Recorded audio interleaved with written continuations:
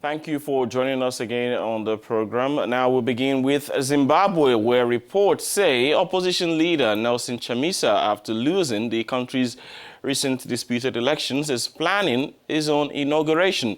A spokesperson, Nkululeko Sibanda, said the inauguration will take place on Saturday and will affirm Chamisa as the duly elected president of Zimbabwe. Now, that plan has not gone without a response by the government. I'll leave Hanan to bring us the details of that warning or response. Well, Jerry, a Deputy Information Minister, Energy Mutodi, took to Twitter Tuesday evening to issue a warning. He wrote, and I quote, "Any attempt to delegitimize government will not be tolerated, and those bent on causing anarchy will be dealt with mercilessly." Now, a quick recall of the main issues in the recent Zimbabwe politics. President Emmerson Mnangagwa won by 50.7% of the vote, compared to 44.3% for Chamisa in 30 July election. Mr. Chamisa's subsequent legal challenge was dismissed by Zimbabwe's Constitutional Court, but he maintains that he was cheated out of victory by the Electoral Commission and won't back down. Mais celui-ci maintient qu'il a été floué par la Commission électorale. Let us now bring in some view or analysis of what the new developments could portend for Zimbabwe. With us now is Privilege Mushvanhiri, a Zimbabwean journalist. Thank you for joining us, Privilege. It appears things are heating up ahead of Chamisa's mock swearing-in ceremony on Saturday. Do you think this plan has the full party support? And is it really the MDC carrying this on? It is, according to the MDC, they are saying that Saturday will be commemoration of the 19th anniversary since the party was formed. But the Chamisa says that there is no hurdle for them to go ahead and inaugurate Chamisa as a people's president per se, because there is nothing under the Zimbabwean law that prohibits them to do that. But word is that government will not hesitate to arrest Nelson Chamisa if he proceeds to swear himself in as president. The spokesperson for MDC for Chamisa, it was not quite clear whether it will go ahead or considering it to be just a celebration of their party on anniversary.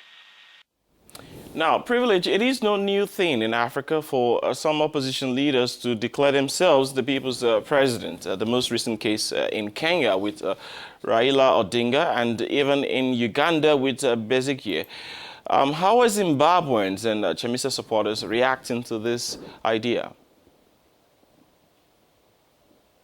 The MDC people, I think those sole supporters are in support of the intention to inaugurate him as the people's president. But you find the generality of Zimbabweans, even though some are still saying that the elected elections were not conducted properly. People had warmed up and said, accepted President Mnangagwa as the president of Zimbabwe. Some of the loopholes that happened during the elections, for sure, the opposition in some instances are also to blame in terms of their loss. Zimbabwe is trying to open its doors to foreign investors despite the presently difficult economic climate. Do you think the opposition will eventually join hands with the government to achieve this goal?